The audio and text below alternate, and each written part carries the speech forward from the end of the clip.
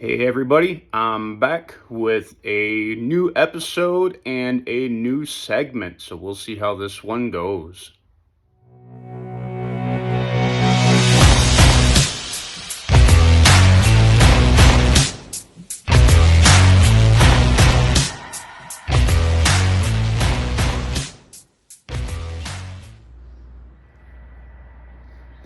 All right, welcome to a new segment on the show called Ran When Parked. So the idea, some of the other shows are doing as well. Some of the cars that I have that I'm working on that supposedly, ran, drove, blah, blah, blah, blah, blah, blah, blah, and see what it takes to get them up and running. So the first one I'm going to have for this is going to be the 79 Mustang that I picked up for my son and I. The idea is to have this thing ready to take on Power Tour this summer. It's going to be down in the Tennessee, Kentucky, Indiana area. And it's going to be kind of where I'm picking them up for the summer anyway, so just kind of take a long meandering trip home. So I'm going to see if I can get this thing up and going and make a trip with it. So I did a quick introductory video on this thing on Instagram, I believe, when we first got it. It's a 1979 Ford Mustang hatchback. There's some things that I do know about it already. Tires are shot, no brakes. The front seats are gone. The rear seat has the back, but not the bottom. It's just a piece of wood. It's got some interior issues, of course. Tires have definitely seen better days. It does have a key. It's the 2.3 liter 4-cylinder with the automatic transmission. So pretty simple with these. There's a lot of vacuuming crap, but not a lot of electronics, no computer, anything like that. So it should be pretty simple to start with. So whenever you're attempting to resurrect a vehicle from a stored position, there's going to be a few things that you want to check just in case. First thing is going to be, does the engine actually move? Is it locked up or does it move? So getting a breaker bar on there, just seeing if there's any play. Don't wrench on it, just seeing if it moves at all.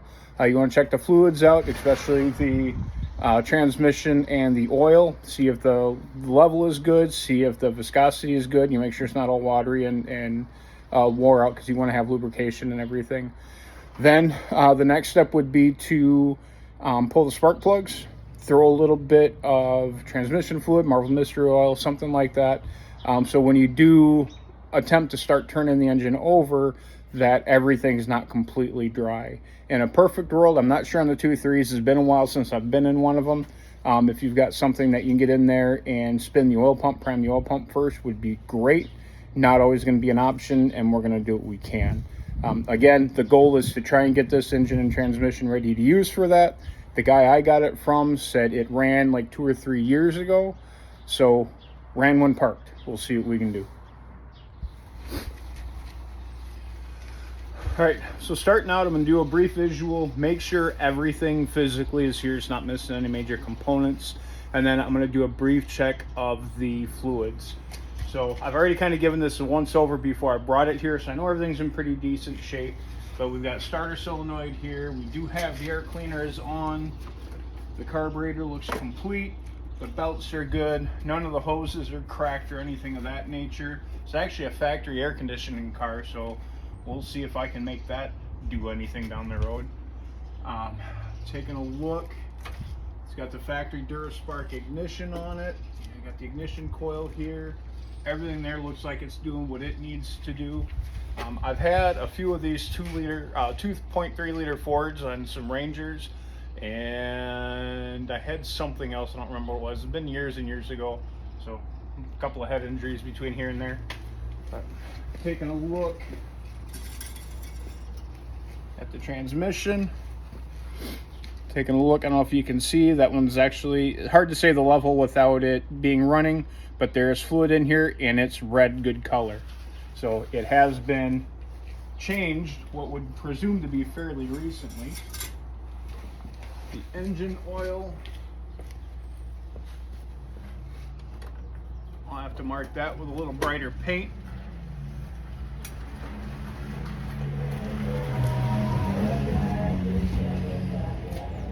So if anything, it might be a little overfull, but it does look clean. So we're good here.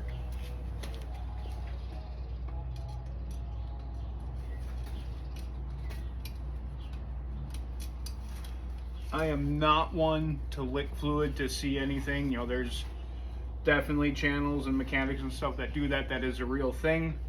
I'm not one of them. Just for kicks and giggles while we're under here, power steering fluid is full. That is definitely a very dark color. So if I get this up and running, I will be flushing out the power steering.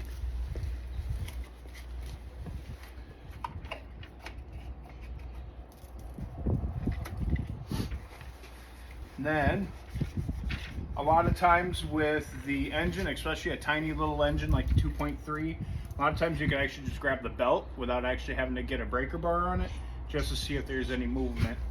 So, and we are actually very free. I'm turning the engine over by hand, so we know that we're not locked up.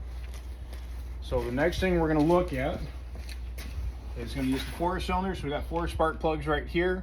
I am going to pop them out, pop the plugs out, take a look at the condition of the spark plugs, and next would be finding a battery that fits in here that's got some charge to it. I got plenty of batteries laying around, but not all of them have power in them. But we'll pull them out, we'll spray a little fluid down in there, let it sit overnight. I'm going to go in, it's St. Patrick's Day, so I'm going to go in and have me some corned beef in a bit, and then we'll get back on this in the morning. All right, it's a new morning here at the shop. The sun's out, nice, bright, shiny, but it is cold. Can't really see on camera. It is cold enough to see breath. So Wisconsin again doing its bipolar issue. I've had it sitting overnight. I had a little bit of transmission fluid in the spark plug gaps, just to make sure everything gets nice and lubricated there. When I pulled the spark plugs, they're not in horrible shape. Obviously rusty and crusty on the outside a little bit, but doesn't look horrible. Not a lot of deposits. Again, if this thing's been sitting for a couple years, not horrible. I myself am a fan of NGKs. I use them in pretty much everything unless I've got a really reason not to use them. These are the NGK nickels. So not the cheapest plug out there, but I've had a lot of really good luck with these, especially in some older cars. So I'm gonna run these up, see what's going on. The one thing I did do, which is kind of a rookie mistake, when he yanked the wires off, I didn't mark which ones went to what cylinder, so I'm going to double check the firing order, make sure I'm lined up that way. But once I get these guys in, I do have a battery on the charger. Once I get the plugs in, I'll hook the battery up, kind of check for any electrical issues there. First thing you want to see is there any smoke coming out, any shorts, anything like that. One of the big issues when something's been sitting for a while is anything that may have chewed through some wires. Older vehicles, not quite as much of an issue. I guess some of the newer vehicles, they went from a petroleum-based lining to more of a vegetable-based lining. That's why you see more of your newer vehicles have issues with chew-throughs. Again, don't really have that in the old ones, but it also depends on how and where you're storing it as well. I do have evidence that there's been mice up underneath here, so we'll see what happens. All right, so I've got the battery into it. The one thing you want to make sure of when you're either wiring up a vehicle new or get some of the stuff figured out, if you've got the terminals, make sure that your terminals are away from the side of the body. I've seen a lot of people do it the other way around, and then you kind of arc against the body and stuff. Should be a real simple one, but just try and keep them away if you can. So this isn't going to be the permanent fit. This is just one I have laying around that's going to work before I spend a bunch of money on something that may or may not be functional. This one, if I were to shut the hood, it's going to arc out. So make sure that your battery fitment is going to be correct for your application. But right now I do have it all hooked up. Terminals are fairly tight without putting a wrench on them yet, because I want to be able to do a quick disconnect if I have to. Now, I didn't have it on the charger for very long, so I might have to go and put the boost pack on it if it doesn't quite do what I want it to do. But I've got the keys inside. We're going to give it a twist. First, we're just going to run into accessories, see if anything powers up, and then we'll try giving it a quick crank over.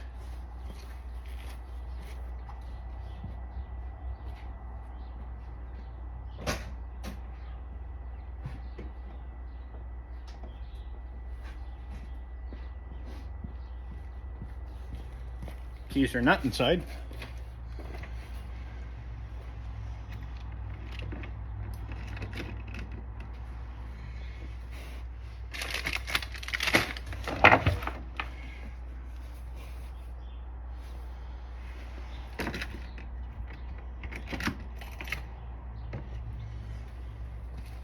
All right, give me just a moment while I go find the keys.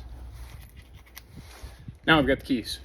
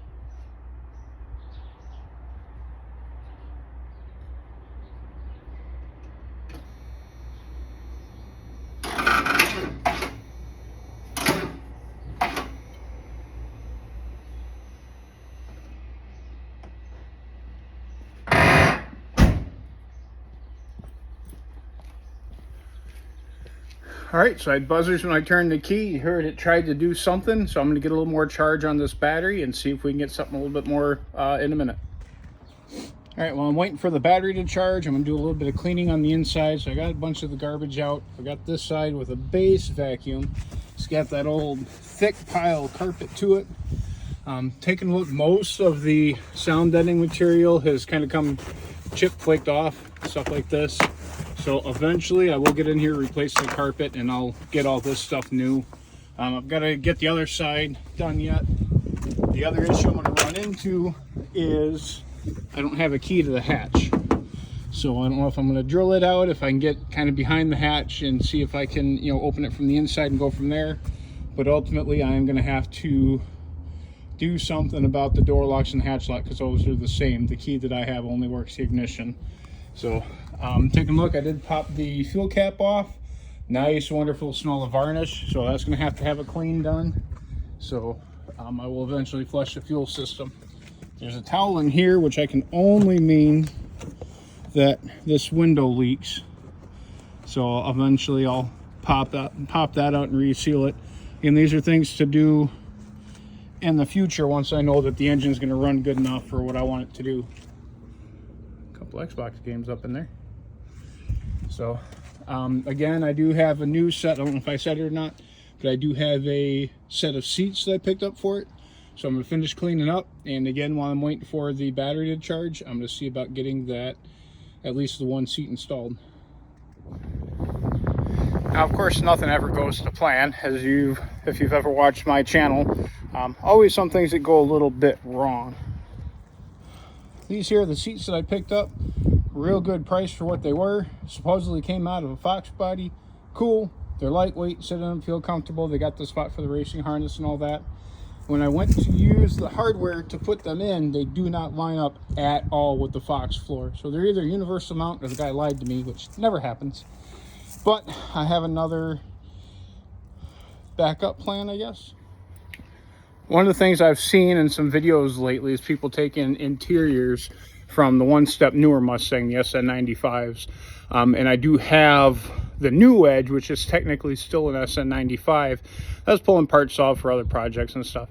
So I do have one of those. I did pull one of the seats just to see, and they do line up actually dang near perfect. Right now, the driver's seat is stuck in there. It's got a bolt that I've got to cut out. But the bracket, I put the passenger one in for now into the driver's spot, just to have a spot to sit. And it does seem to line up pretty well and fit. The only real difference is the driver's side that I have is a power seat. So I would have to find a way to wire that up, make it all work once I get that far. And the other thing I might do if I can make it work is just take the brackets off of these, because the seats aren't in great shape. but just take the brackets off and see if I can use those brackets on these other seats, because I do like the seat. To get an actual aftermarket set of brackets that will fit a universal racing seat like that is gonna be like $300 for the pair. So I mean, if I go that route, I go that route, but if I can do something where I can put that money towards something else, I would rather do that. So again, this one is the passenger seat out of the New Edge, which is a 2000. The New Edge body style runs from 99 to 04. The regular, as said, 95 goes from 94 to 98. But again, this one's out of a 2000. The bracket does fit. It's a little bit off kiltered, so I got to get that centered. But it does fit, it does work, and again, it gives me something I can sit in while I'm doing the rest of it. The seat is not in great shape. Granted, you can get seat covers for these and not be bad. I do like the little extra bolstering. Now granted, it's only a 4-cylinder for now, but I do have thoughts and plans for down the road, of course. But I do like the extra side support that these give you, but I might also be able to put those into the Fairlane as well. So this is going to give me at least what I need for right now, so I can get some more work done. I do have a set of seats from a 66 Mustang, so that might be something that I can do down the road as well, depending on how everything fits. So I don't have boil mode on my particular battery charger. I just got a 6 amp 12 volt, but it's been on for a little bit. Let's see if there's enough to make a difference.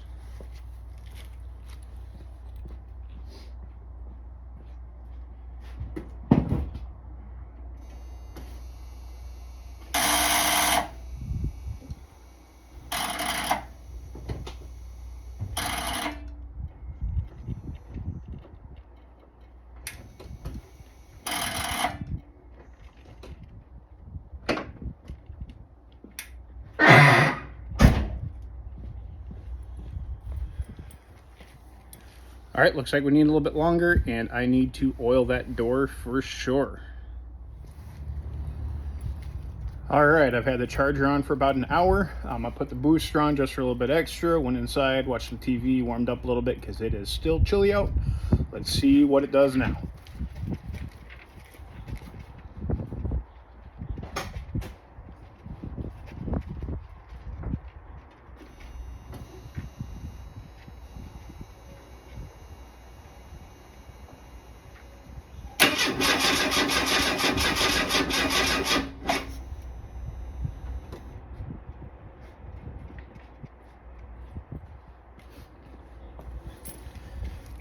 All right, so it does spin over. Put a little starting fluid down, see if we can get it to bark off a touch.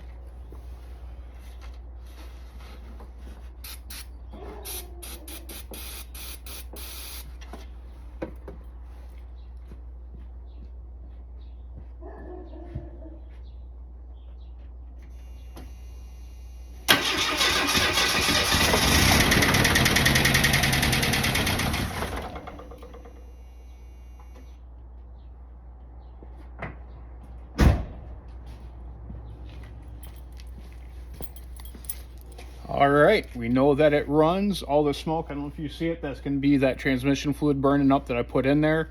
We've got the fresh plugs. Now I can go ahead and make my list to go the next step further, finish the tune-up. We're going to clean out the gas tank. I might try, this should all be mechanical fuel pump. I'll double check. If it's mechanical, then I can just run out of a gas can to try and see if we can get it running for a minute. If it is electric, then I'll have to do something a little bit different, but I'm sure I can figure it from there. So I'm going to do a little bit of cleanup and grab the rest of the parts for the tune-up.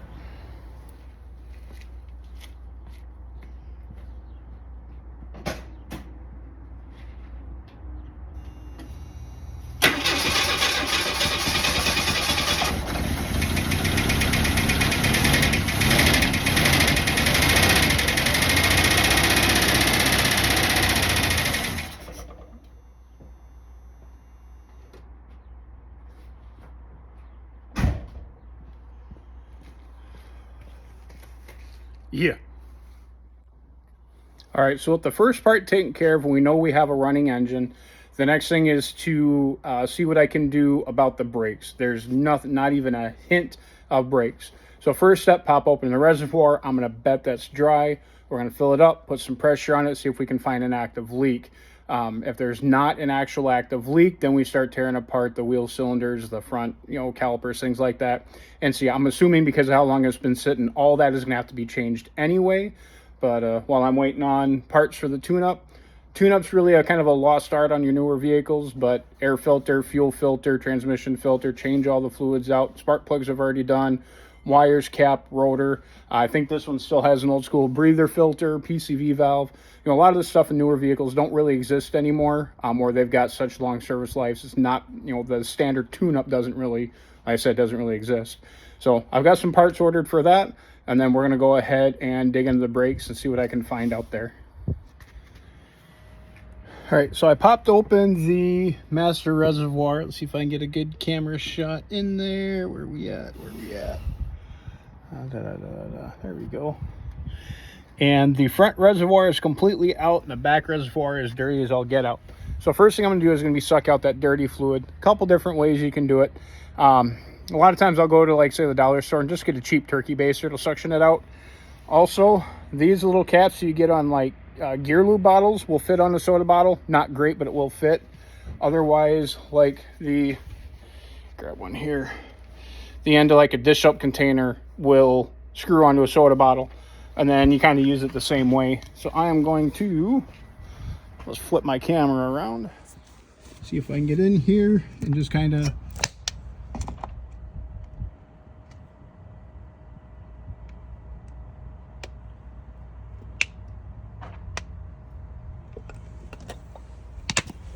suction some of it out. Grab my other bottle here.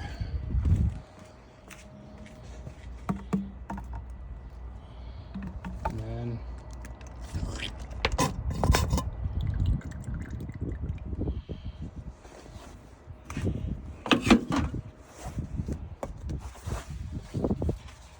again.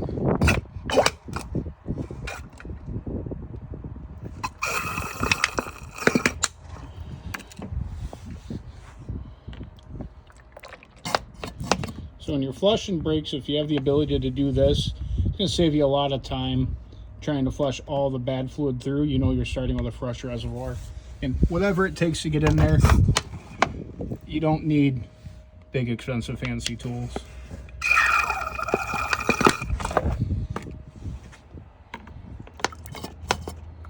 And just like that, the reservoir is clear enough. All right, now I got the reservoir filled up with good fresh fluid. Right now I'm going to let it sit. You can see a couple of air bubbles showing in that front reservoir, which is one that was low. So we're going to let it sit for a second, take a look, make sure we don't have any puddles on the ground as it starts, which we don't. Got a little bit here, that's from spraying the door down. And right there I am starting to see a little bit, and we're going to see if that was just spill from when I was filling or if that's going to turn into something. So I'll give it a minute to gravity bleed and see. Then we'll throw the cap on, hit the pedal a few times, and see what happens. But right now we are fairly clear. All right, so here's a unique one that I haven't seen. So I've got the cover on, starting to build some pressure in here, just running through the pedal a few times.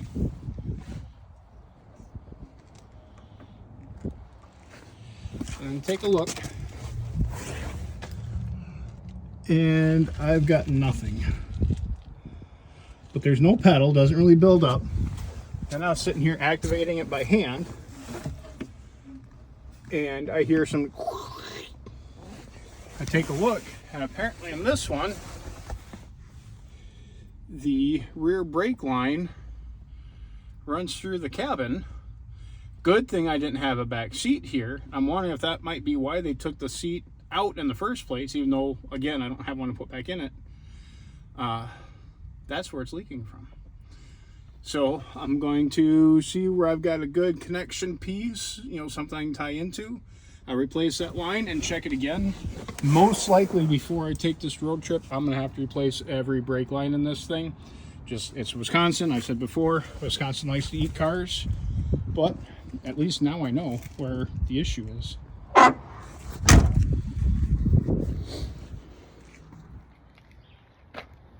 So we got a new day today. We're back on the 79 Mustang. Got a lot of different projects going on, but we're gonna be back on this a little bit. So we did run a little bit of snafu with the ignition system. I think I got that figured out. I think it was honestly just a bad connection, but I'm still not getting any fuel. I've still got to take a look at that brake line, see what we're gonna do. I'm gonna do a temporary repair. There'll be some folks say, that's not the right way. I'm gonna do a temporary repair just so I can lot move it, because I have some plans down the road for some suspension that may change how I'm doing the brakes. So until I figure out for sure, I'm just going to patch it together so I can lot drive it. And then before I put it on the road, I'm going to replumb the whole thing. But again, depending on what I'm doing with the suspension is going to depend on what I do with that. So I'm going to wait till I know for sure. So those of you that have watched the channel have seen this guy before. This is my son Austin. This is the car that we're building for him. So I've got him this week and we're getting our hands dirty, getting some stuff done. Again, when we decided to grab it, the name Snorlax came up for the name of the car. I thought it had to do with something blue, but let's go ahead and throw him on the spot, give him an interview. So we'll start with Fox body. We've talked about those for years. What is about a Fox body that's like, yep, I want to build one? You know, I didn't like the Aero Fox model that much. I thought it looked weird when I was a kid.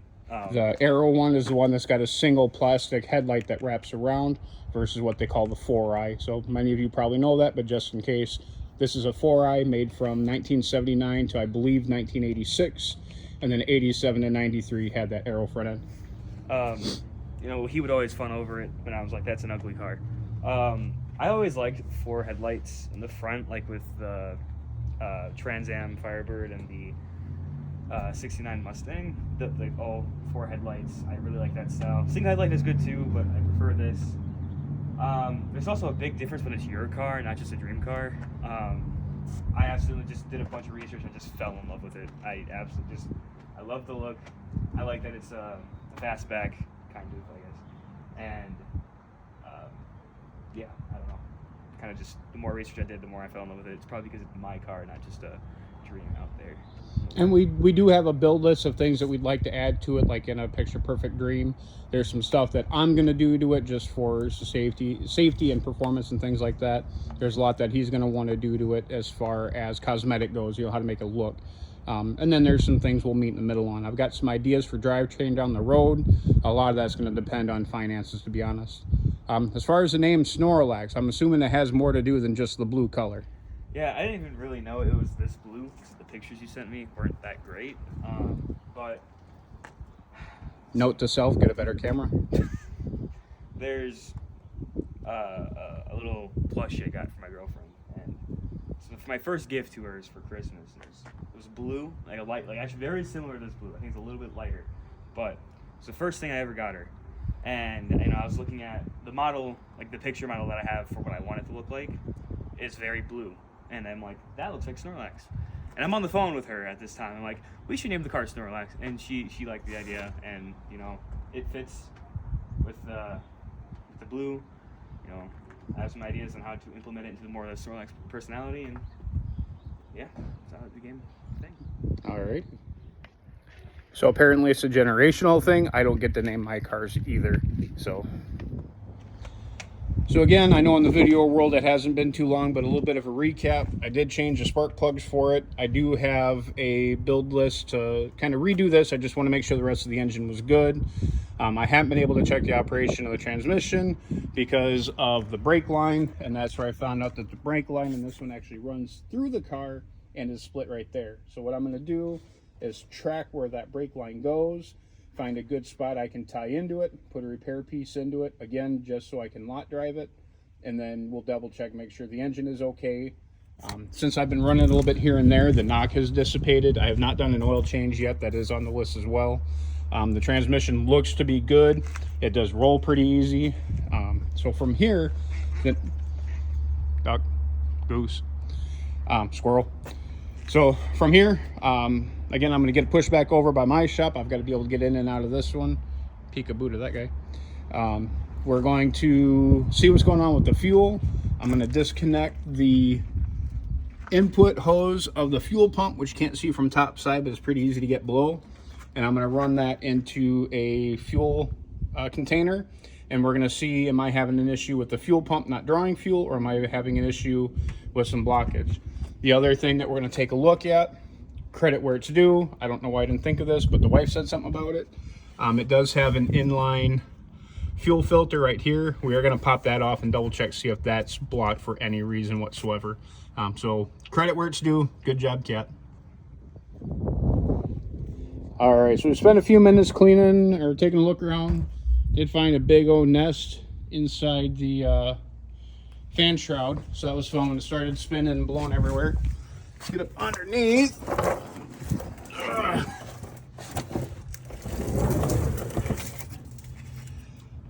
So this guy here is our fuel pump.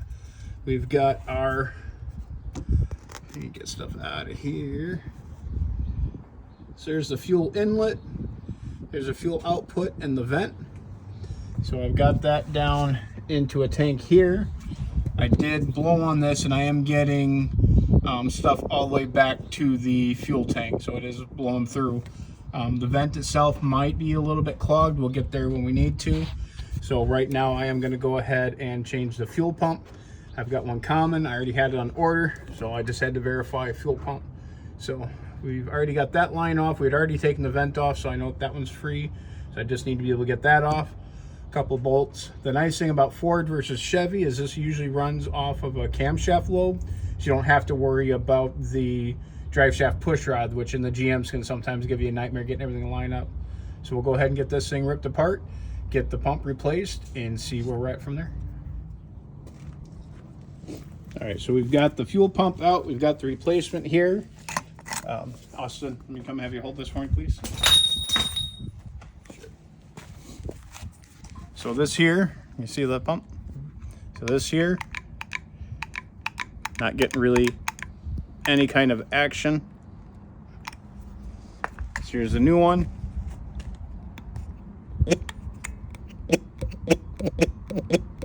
So that's what you want to hear, is that diaphragm. I'm getting a lot of play here, and then I'm really not getting anything to try and get the diaphragm to go.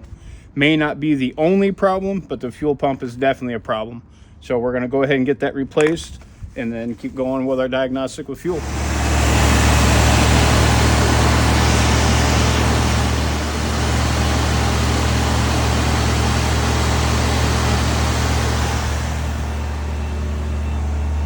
a little bit of burnage. We'll see if that works itself out. But it is running. This is as long as it's run. The ticking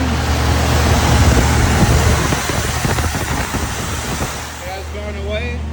Go ahead and give it some RPMs. It's kind of whoop. It's a high idle. Give it another little bit. So I dumped a bunch of transmission fluid in to make sure everything turned free. We'll see how much of that we're still burning, how much of that might be oil. If that's all oil, then we're going to be in for a different situation. But for right now, it is running.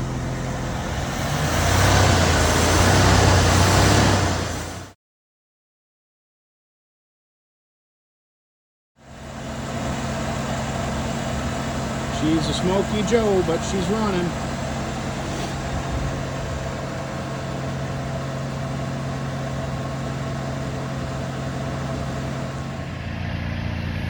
So nothing new. We got some ups, we got some downs. The upside is it's running fairly consistent. I do have a little bit of a fuel leak to take care of where one of the hoses split. I'm just going to replace all of them. Dealing with the brakes, we do have some issues with the brakes. Surprise, surprise with how long this thing's been sitting. Passenger front, I can get fluid out of the caliper. When he hits the pedal, it does build up pressure. Driver's side's doing absolutely nothing. I've got a quick repair in the rear, but I don't believe that's doing anything either at this point. So I'm at the point where I just need to go ahead and change everything. Again, I'm going to potentially have some stuff I'm going to do down the road. That'll come in a different video series. So where we're at right now is we're going to take a look at all the fluids. I am going to have to do a coolant flush. We did have a little bit of a coolant bubble over. The oil pressure sensor is no longer reading. It did the other day. The coolant temperature sensor isn't reading anything, so I got to dig into that. Hopefully they're just failed sensors. As far as everything else, we did limp it around the block and it seems to go okay. Had to be super careful, super sketchy with the brake situation, but we did get around. So the next couple things are going to be the rest of the maintenance. Again, I've said it before, the oil change, finishing up the tune-up. We're going to take a look at the transmission. The fluid all looked great, but after getting that figured out, and once I get some brakes figured out on this thing, we'll get some RPMs in it and make sure the coolant stays good, the transmission fluid, because I have no idea how long this thing's been sitting, and for how relatively cheap it is, I'm probably still going to just flush the system, change the filter out. Need to take a look at the rear end, see what the situation is on that, see where it's leaking, or if it's leaking, see the condition of the fluid on there, again, for how small of it is, if I keep the differential in. It's pretty cheap, maybe $30 to flush that system out. Next one is going to be decide what I'm doing with tires, because the tires are just dry rotted all to beat heck. They're 20 plus years old. The car is 45 years old, same age as I am, so it's kind of interesting. It was bought from a local dealership. It still has the original dealer sticker on it, which is cool. From there, once we know it's running all right, then we're going to go through and double check, what can I do with the interior? Am I going to keep those new edge seats in? Am I going to put some SN95s? Am I going to pull out the back seat completely? One of the other issues I have is the rear lock isn't working. All right, or I should say, it's not that it's not working. I don't have a key for it. So I'm going to have to drill that out. We'll replace the ones in the door, replace ones in the hatch, get all that. That kit's like $50. So we've got a lot of stuff that's going to be cosmetic, some stuff that's going to be performance-wise, let's get it ready, let's get it going, let's get it safe. I'm kind of personalizing a little bit. I'll show you some ideas we have there. So a lot of plans, but as far as this part goes, Ranwin Park, we did get the thing running and moving, so that was the goal. It's still going to have some maintenance we need to do to it, but right now the next step, we're going to do a little bit of personalizing. We're going to start with cleaning this back window, and we're going to put something that Austin likes on there. So let's get a quick wipe down. All right, take two. Now we're going to do our first bit of personalizing to the vehicle and put a sticker on that Austin likes. See how straight and centered I can get it.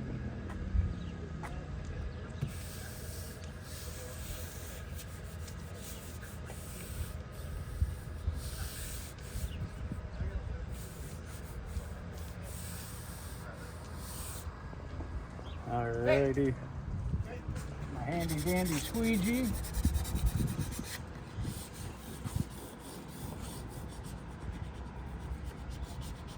Yeah, 14 4 of them.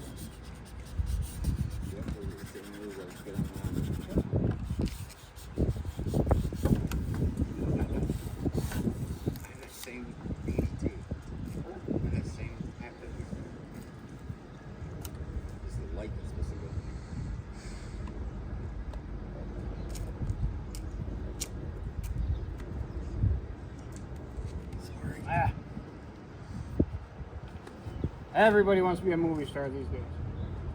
Not me. I was a movie star back in 1977.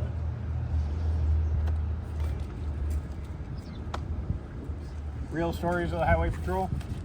Yeah.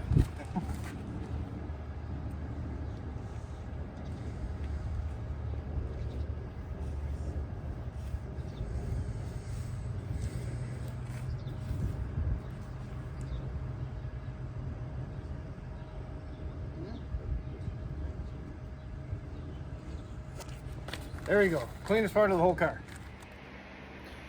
All right, so that's going to wrap it up for the episode of Ranwin Parked. With other ones, I might go through and do the complete series on getting everything up and going and good to run. The Mustang I'm going to do a little bit different because, as I stated earlier, we are going to be building that for Power Tour. So I'm going to have a different video series on doing the rest of that. Again, one of the things I'm considering doing is pulling SN95 suspension over because I'm having issues getting some of the stuff set up that I want to. I'll get into that. Finish getting into the interior, if we're going to do any kind of paint correction, anything like that, get the rest of the engine run it where it needs to go. So for this episode, for the Ran When Parked, we did get it running. We did get it driving. Again, issues with some brakes and stuff like that. It's not finished. Other episodes, well, I've got a 66 Plymouth Fury I'm thinking about doing. I've got an old Ford pickup that I might be able to get running with what's in there. I might not. I'm not sure. I haven't looked that far into it. So a couple other vehicles that you buy, again, that have been sitting for a while that I plan on restoring and getting out there and selling. But if I can get up and running, first just to make sure parts are good, then, that gives me a little bit different video series. It won't be a regular occasion like some of the other shops are doing. It'll just be as I have a vehicle that will fit that, then I'll go ahead and throw a special edition out, which is what this was, not part of the regular season. But as always, I do appreciate those who take the time out of their day to sit and watch what I post. Any comments, any opinions, what I should have done, what I shouldn't have done, things like that. Feel free to put them down there. I'll respond to what I can. Any questions I'll answer in the future as I can. Like and subscribe. You guys all know the drill. Again, thank you very much for tuning in, and we will catch you all next time.